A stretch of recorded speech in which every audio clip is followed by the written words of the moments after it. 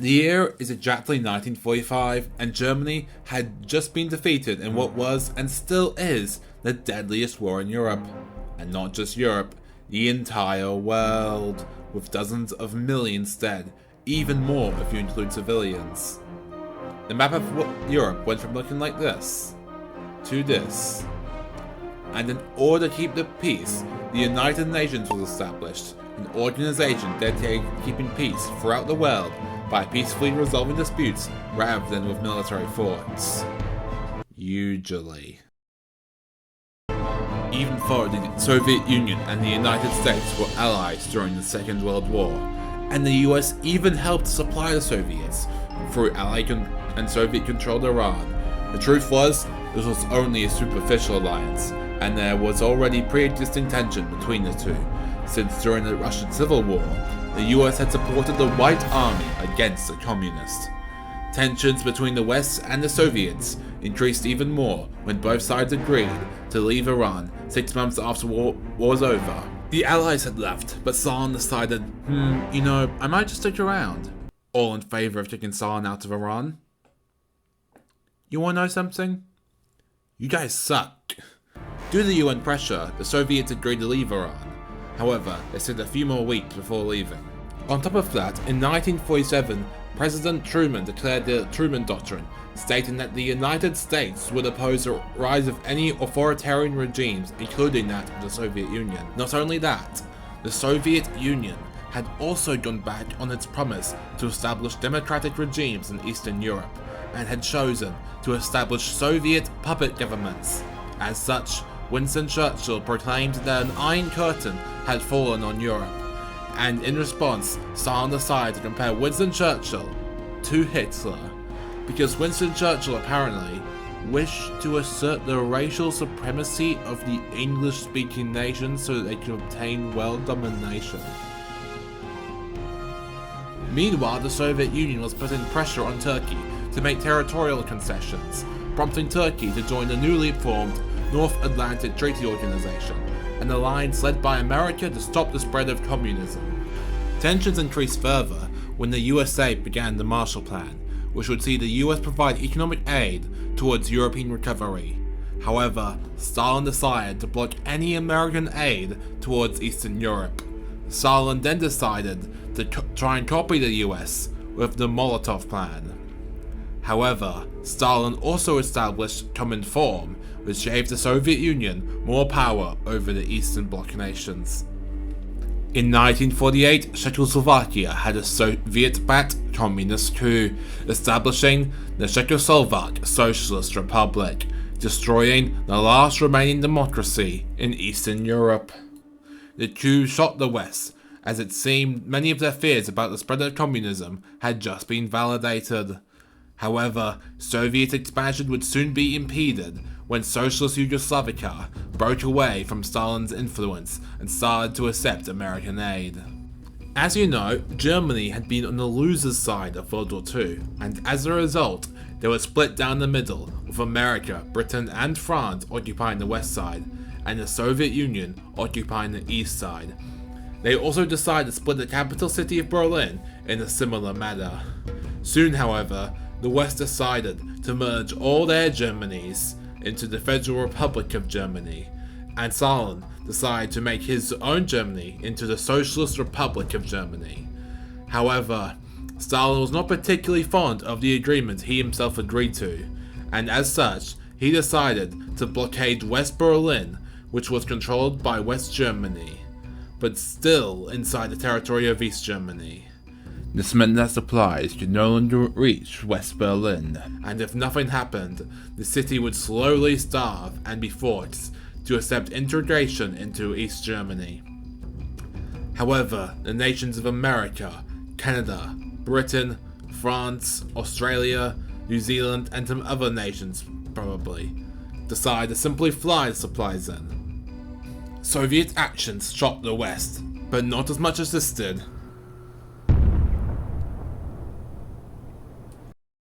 In 1949, the Soviet Union had just obtained nuclear weapons, meaning the United States no longer had a nuclear monopoly. Stalin had proposed plans to reunify Germany under a non-aligned democratic regime. However, seeing as how Stalin had treated other non-aligned democratic regimes, the US-aligned powers rejected his proposal. In America, the CIA was formed in order to combat the Soviet intelligence. You know who we haven't checked on in a while? Our good friend China. Well, what happened to you? What happened to them was a full-blown civil war between the nationalists and communists. After a string of victories, the communists had taken over the mainland, while the nationalists had retreated to the island of Taiwan, where they remain to the present day. However, despite communist rule over most of China, it was the nationalists who had a seat on the United Nations Security Council and represented China in the UN. The socialist victory in China prompted the United States to begin seeking alliances across the world and setting up military bases. In the aftermath of World War II, the Korean peninsula was split in half between the communist-controlled North and the capitalist-controlled South. Both sides ruled by ruthless dictators. With Soviet support, North Korea launched a full-on military invasion of the South and almost annexed the entire peninsula.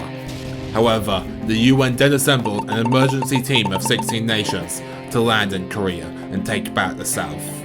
They then pushed the North Koreans almost all the way to the Chinese border, to which the Chinese government, fearful of a US invasion, decided to send troops over the border to support the North, and so the war stalemated roughly back to where it had started, except now the border went from being perfectly straight to being kind of wiggly. By the way, later on in this video, I will be describing huge conflicts with hundreds of thousands of casualties and very complex origins, all with just a few sentences, and I won't really be able to give them all the justice they deserve within the context of this video. So if you want me to cover any of these wars in your own individual videos, make sure to comment them. Anyways, after the Korean War, both sides started amping up their nuclear construction, and the concept of MAD was born. That being that both sides were powerful enough that if a war was to start, it would end the entire world. Therefore, it would be advisable that both sides try to avoid a direct military conflict. Then 1953 rolled around, and both sides in the Cold War would have a change in leadership. Joseph Stalin finally died 3 days after declaring Jews to be enemies of the state. Stalin had gotten sick, and for some reason, none of his Jewish doctors were willing to cure him, though this may be unrelated to Stalin's policies. The USA would also get a new president called Dwight D. Eisenhower, while Stalin was replaced by Nikita Khrushchev. However, the Soviets' new leader was also a ruthless dictator, and as such, when the Hungarian Revolution began in 1956, the Soviet Union re-invaded Hungary and 200,000 Hungarians fled the country. The USA would begin a new look policy, where they would put further emphasis on their nuclear stockpile rather than their conventional military might. Now at this point, the idea that the Soviet Union and the United States were the world superpowers might not have been as prevalent as it is today, especially considering that France and Britain still held vast colonial empires. That would all change, however, when in 1956 the Suez crisis would begin, a brief war between the newly formed State of Israel and the Republic of Egypt. Israel was mad at Egypt for blockading the Straits of Tiran, which Egypt had done in response for reasons that I will not discuss for the sake of not nuking my channel. Let's just say, feel free to discuss the Middle East in the comment section below. I'm sure everyone will be very civil. Regardless, to oversimplify, Israel was mad at Egypt. And you know who else was mad at Egypt? The British and French, who got mad after Egypt declared their intention to nationalize the Suez Canal, which was built and operated by a European company. As a result, when Israel invaded Egypt, the British and French decided to intervene by invading Egypt with them. And both the USA and the USSR were quite mad. They both basically told them that they were no longer the big dogs, and that this conflict was between the USA and USSR. As a result, both France and Britain withdrew from the canal. However, Egypt did agree to stop blockading Israel. The whole thing would show an increase in US and Russian influence over the Middle East at the expense of Europe and France. Not only that, but the collapse of colonialism would also begin, and the Soviets and the United States would both compete to gain influence over the Third World, a term used to describe countries that did not align with either the USA or the Soviet Union. For example, in Iran, an Allied-led coup to overthrow the Prime Minister in Iran took place, after the Prime Minister tried to nationalize the oil. In South America, the CIA was able to oust many anti-American officials, and many other proxy wars were waged, which I won't be able to cover in order to keep this video from being an hour long. Despite all this, in 1961, Dwight D. Eisenhower would be replaced with the much younger John F. Kennedy. Meanwhile, in the Soviet Union, poverty was still a daily reality of many people living there, especially as the Soviet Union began to spend more money on their military, and due to the USA's economic aid, Western Europe appeared to be much better off than Eastern Europe. As such, many people living in East Berlin were moving to Allied-controlled West Berlin. Many were even choosing to stay. So Khrushchev decided to build a bigger wall separating East and West Berlin. JFK then went and said, "Democracy isn't perfect, but we've never had to build a wall to keep our people in."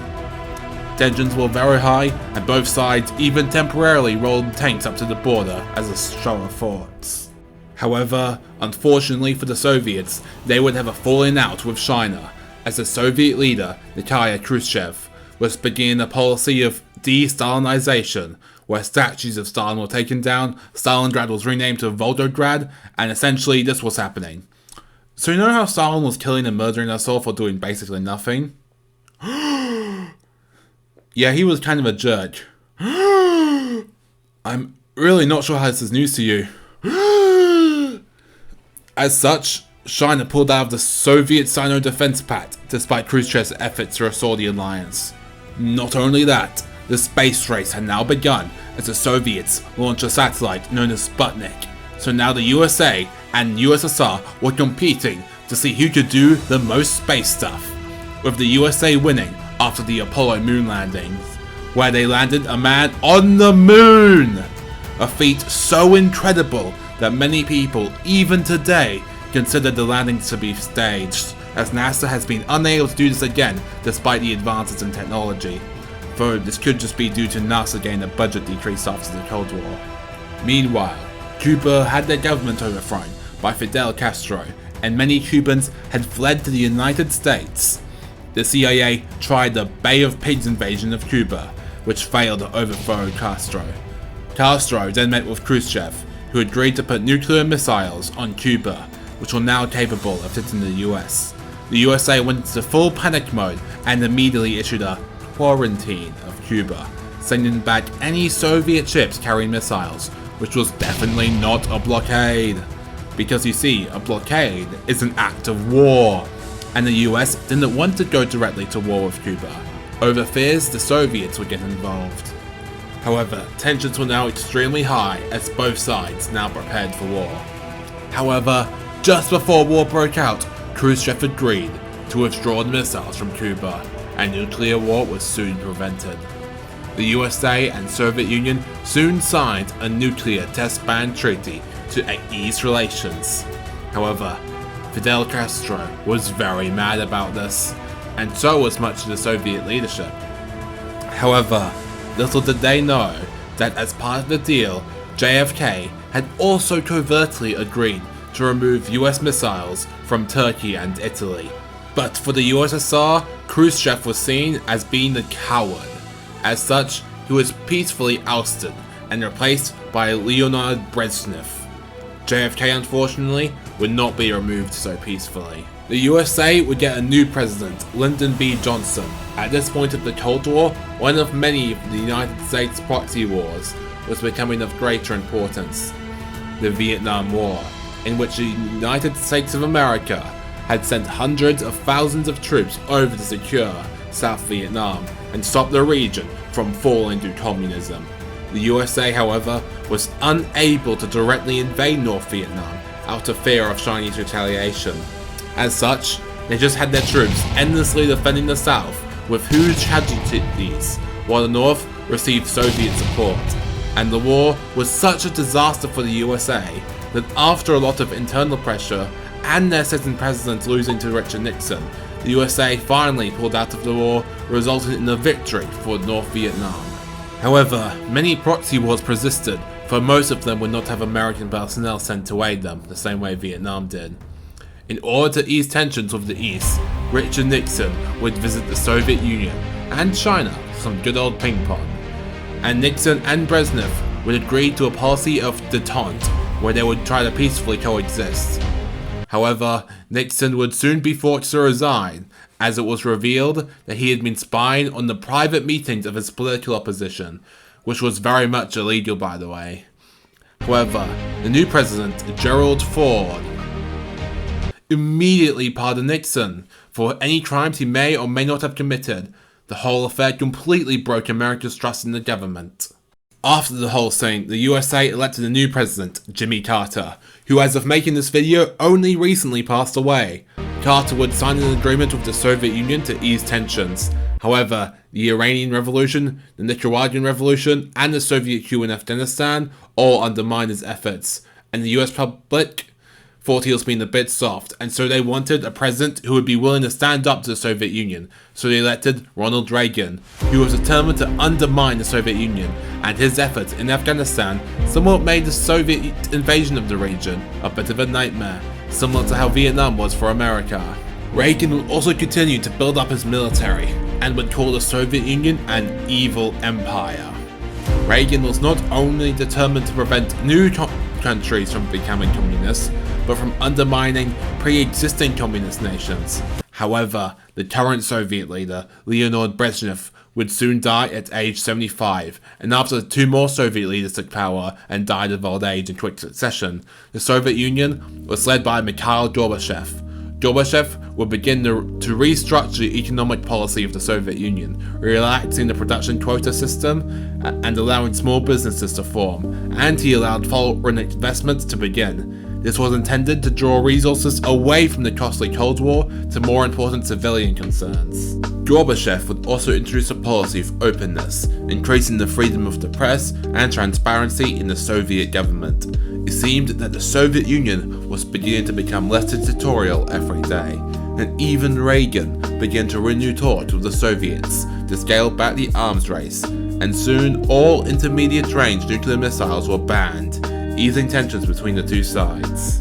Not only that, but soon the Berlin Wall would fall, allowing for East Berliners to travel to the West, and the Soviets' reforms would also allow Eastern Europe to finally hold democratic elections, where they would elect anti-communist parties, and would break away from Soviet influence, and many of the Soviet republics also seemed to break away, so a referendum was held across the Soviet Union on whether to abolish the Soviet Union or replace it with a much looser federation.